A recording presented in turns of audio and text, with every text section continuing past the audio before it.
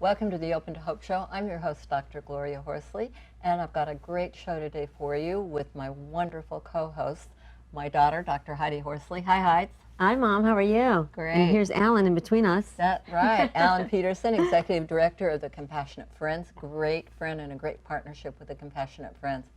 Well, Alan, this show is really important today because you know something about it, because we have told you about what a phenomenal experience we had at the Compassionate Friends National Conference a couple of years ago. You did. Where we met our guest, Yes. Amy Cooper. Hi, Amy. Hi.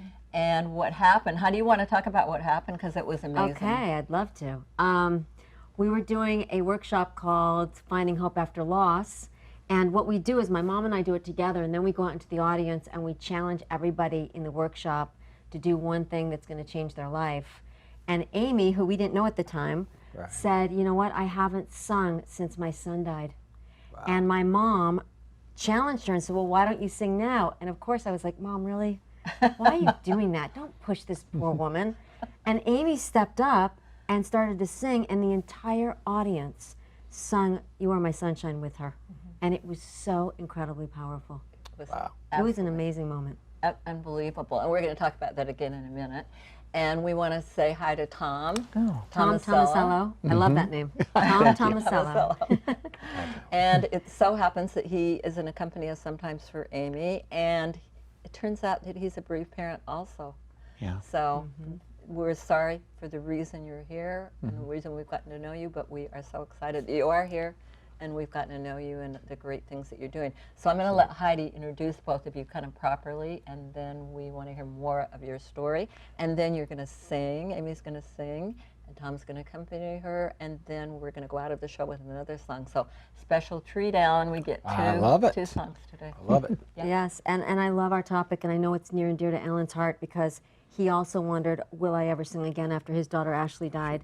And you know, music is so powerful, and it brings us to such a deep place, and it taps into so many memories. So let me introduce you. Amy Cooper is a singer-songwriter and a musician. She is the outreach director for the National Coalition Against Prescription Drug Abuse. And Tom Tomasello is an independent music producer and a musician. So welcome to the show, Amy and Tom. Thank you. Thank you. Welcome, welcome. So let's start out by hearing a little bit about your kids. And we've got a picture of them we're going to show and talk about your, why don't you start for us, Amy? So Jon is, he's my firstborn, and just joy and delight as all my other children. So he was one of 3 of my own, and we ended up with a blended family, so 4 altogether, and just a great young man.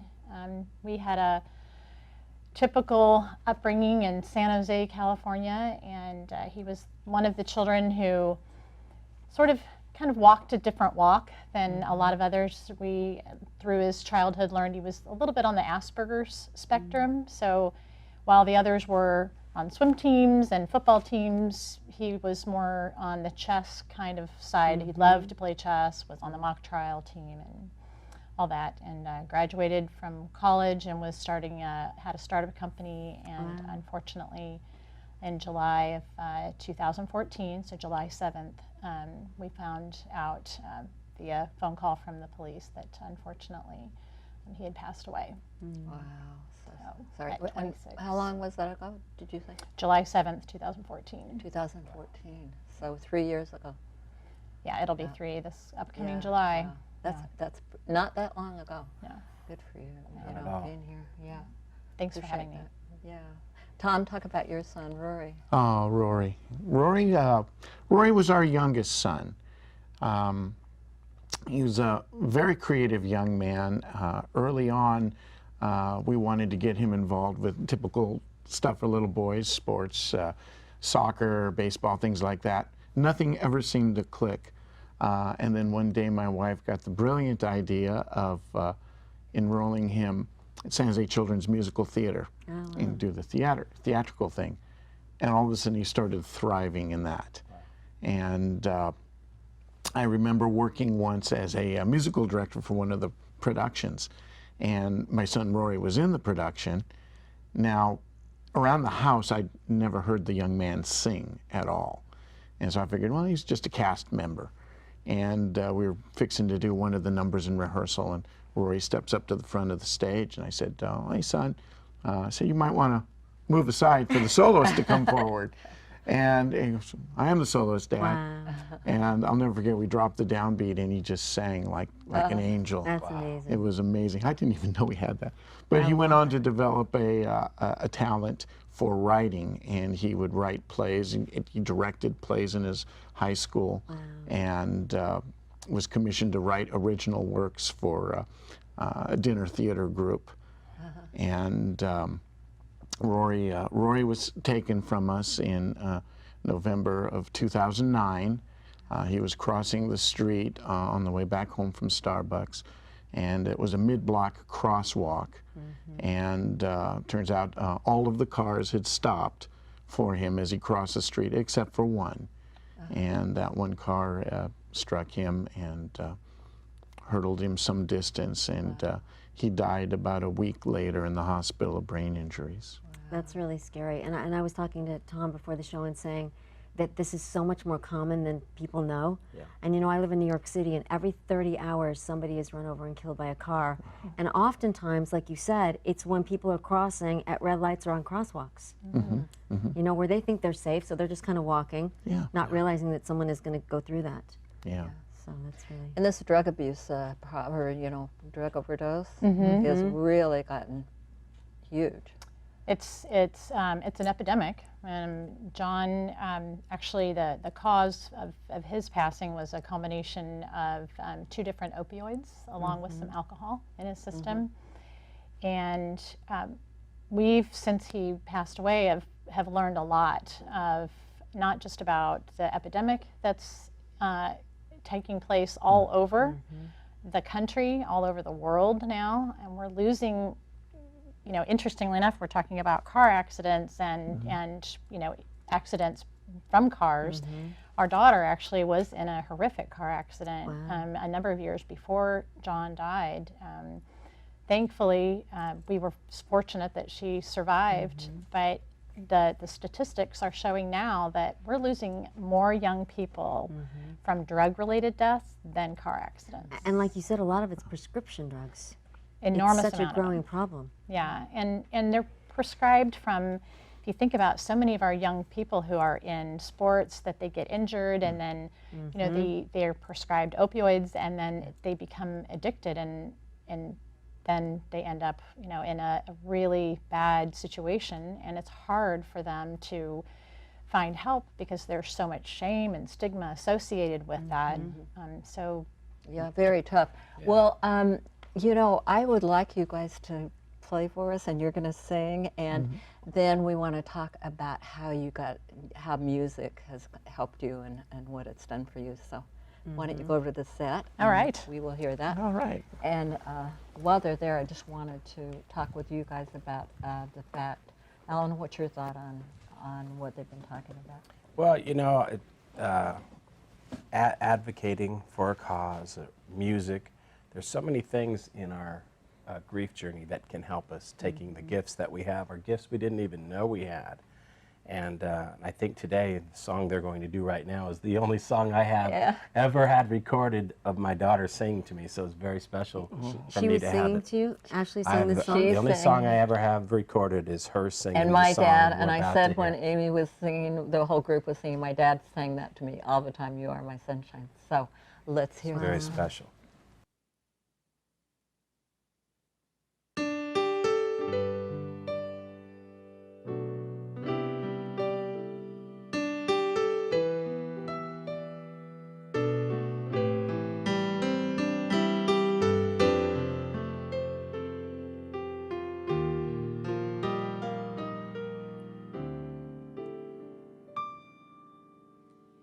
You are my sunshine, my only sunshine. You make me happy when skies are gray. You'll never know, dear, how much I love you. don't take my sunshine away.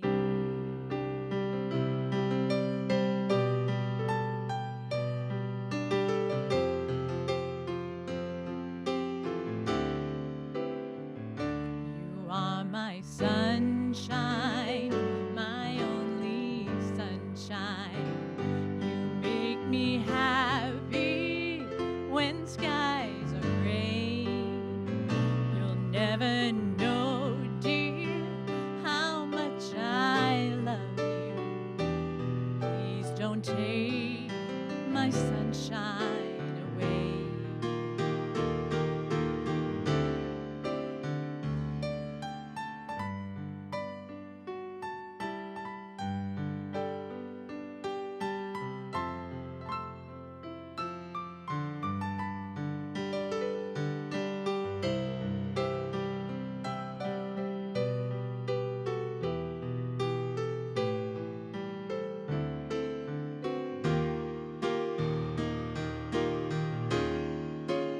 You are my sunshine, my only sunshine. You make me happy when the skies are gray. You'll never know, dear, how much I love you. Please don't take my sunshine away.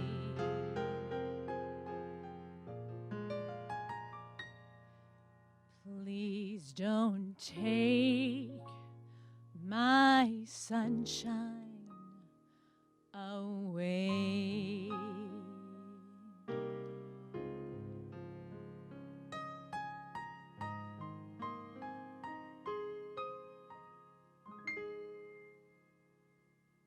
Wow, guys. Terrific. I think we almost need a group hug here. Whoa. Come on back over on the set with us. That Wow. was amazing. That was beautiful. Absolutely gorgeous. What a gift. Wow. Oh, fabulous. Beautiful Thank you, arrangement darling. on that. You guys are a dynamic Yeah, duo. thank you. That You was really fabulous. are. Oh, really, really fabulous. whoa. Well, let me say this, that the recording I have of Ashley singing that to me is not quite that elaborate. I want to say that up front. I think the story that and they relayed the story of when you stood up and sang at the workshop and realizing how newly bereaved Yes. you are. And as I'm a singer-songwriter as well, and we understand that when music is such a big part of us, and then we have this profound of loss, we wonder if it will ever come out again, if we're ever going to be able to verbalize it. So can you just share, what was it like for you in that moment when you stood up in that group? I mean, was it Jon saying do it, or what did that feel like? What was that experience like? You know, it was amazing to be there. So first off, It had So only the- been how long? a 1 year. Yeah. Wow. So the Compassionate Friends Conference was something that I actually learned about and registered for really last minute on a whim Wow. because of an acquaintance of mine who said, you know, I think maybe this would be something good for you to go to. So I had no idea what I was getting into when I arrived, which ironically was right the same weekend, which is the year anniversary of Jon's passing. Wow. So I came in very frightened, very much, you know, when you're new in the bereavement process, you're just trying to figure out how to keep going, how to survive each day. And so when I came in and had just felt like a massive hug from everyone there. So by the time I left, I was actually afraid to leave because I was afraid what was going to happen without all these amazing people. Right. But when I came into your guys' workshop, I'm just trying to find some way to hang in there and keep going. And just everyone was starting to say, well, I think there was a person that said, you know, I love to read and I miss reading, and so I think I'm going to join a book club. And it just sounded so empowering, and I'm thinking, well, gosh, I really miss singing. I miss that. I want that back. And I think it was Jon, because he was so much a part of me at that conference. He was guiding me all kinds of interesting places, including, I think, that workshop. So when you said, well, you want to sing something, You kind of raised your hand and said, "I'll sing again." And you know, and I know people hate to sing if they sing professionally or sing. They hate singing out of. So I'm like, wow, this is taking. Well, it was true, Mom, because you said I'll sing again, and my mother said, well, why don't you sing right now? Right. I mean, she challenged you to do it right in the moment. I know, and because I wasn't expecting And that. then that was when I said, really, Mom? I was thinking, why is she doing this? Well, I want to be clear for people who come to our conference who might be nervous about it. We don't make everybody sing. That's not right. But in your case, You raised your hand. You said, "I think I'll sing I again," just and I think said, it's- "Well, why don't you do I it was right I know, blown but when I away said that I you think did I'll it. sing again, I thought that was going to be Right. the end of it until you said do it now. you hadn't met Gloria. So. I know. No. But what a beautiful, I mean, what. And how the did you timing feel of when that. everybody sang with you? It was amazing It was because amazing. it's funny you brought up this as a professional. What I did was I'm thinking, you said, why don't you sing now? So in my head, I'm going through my book. Okay, here are all the songs I sing. And it was out of nowhere. It was like John saying, "You are my sunshine, Mom." Yeah. Of course. All right. So are you writing songs again? Are you playing and Well, how's that helping I'm- you in your? I'm singing. In fact, you know, I knew Tommy before, and Before your son died, you guys knew each other? we knew each other Oh, and had wow. played together before. Oh, really? Yeah. And We were actually in process together on a project, Wow. and I'll never forget that day Oh my gosh. when it's like, oh gosh, it's been a half hour. Amy's usually not late like this. And I called her, and I think you just had found out. Now, Tom, for you, so obviously you didn't just start playing music a few years ago. You've been playing your whole life. In your grief, did it interrupt your music, stop your music? Was music part of what you did? How did music play a role in your grief journey? Wow, that's a great question.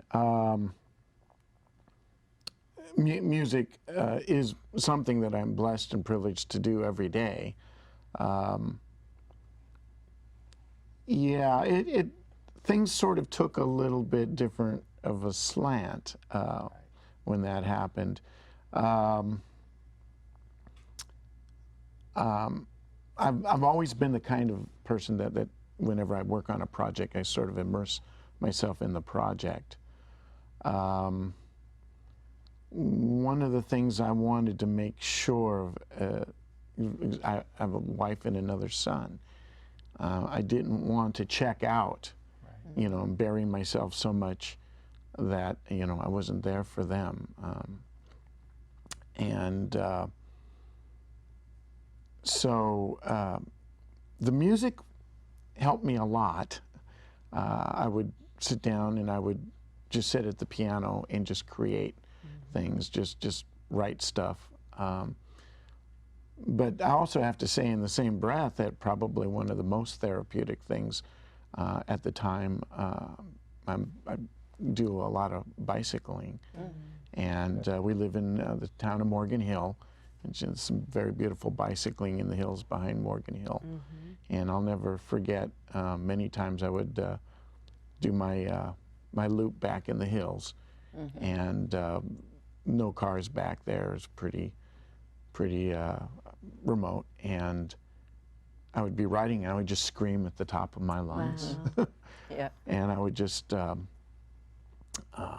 In some places, they call that music. I mean, it sells well. So I mean, you know what I'm saying? Yeah. that's right.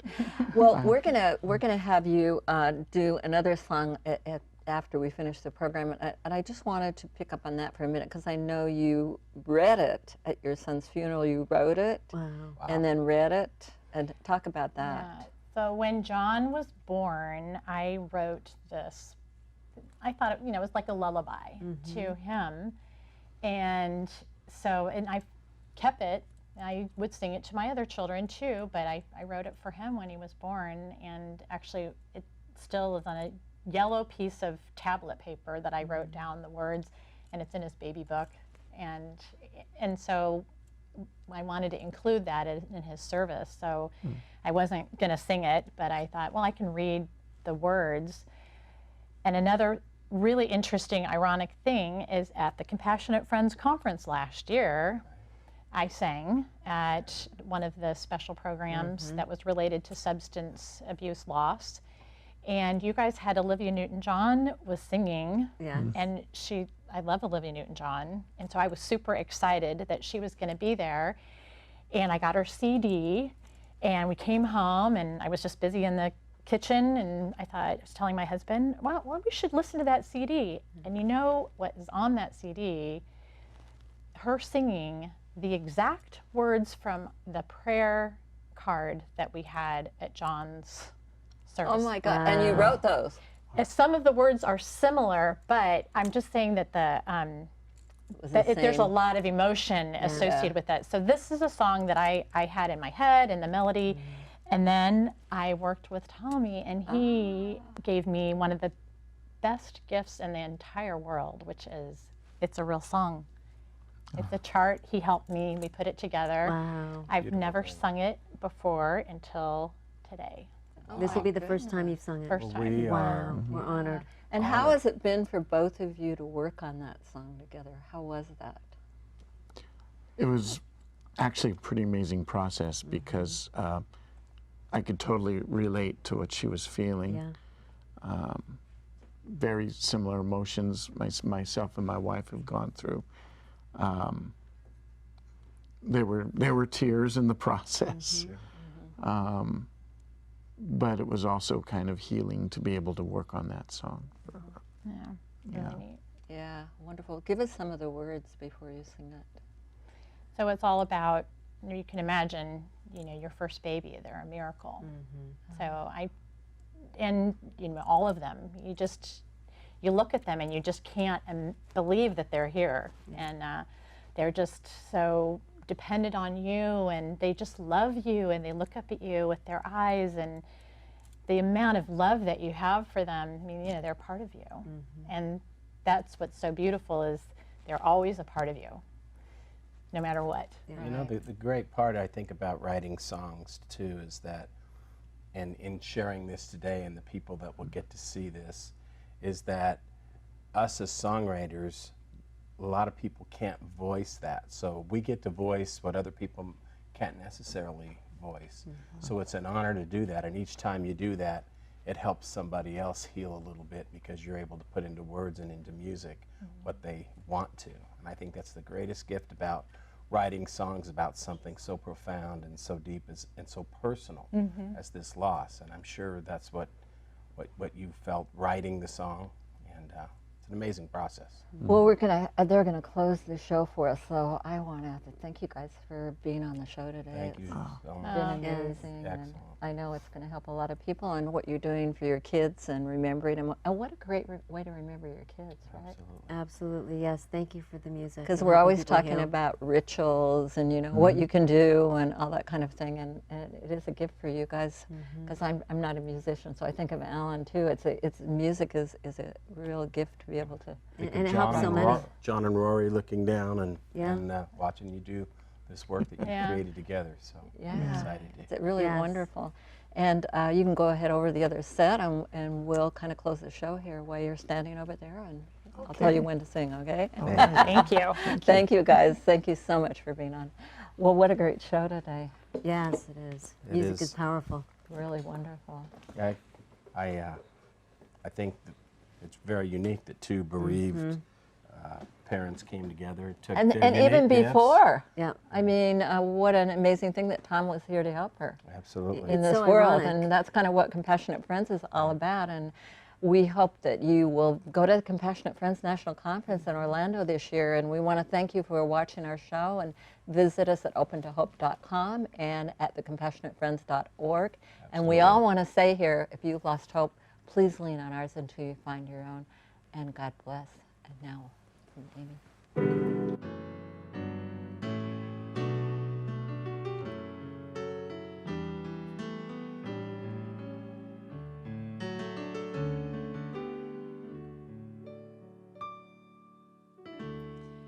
You are a miracle,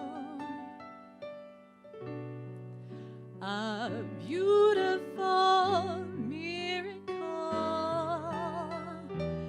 a miracle of love.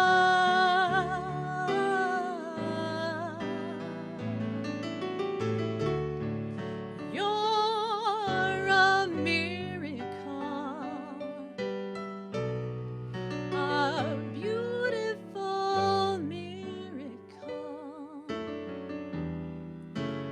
miracle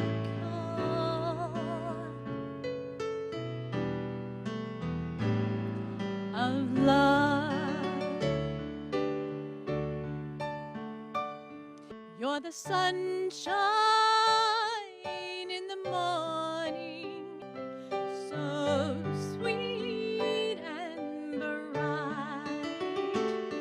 You're the leaves in the fall, changing the light. You're the love that I see when you look up at me with your smile and your talk and the first steps when you walk. You're a miracle, a beautiful miracle, a miracle of love.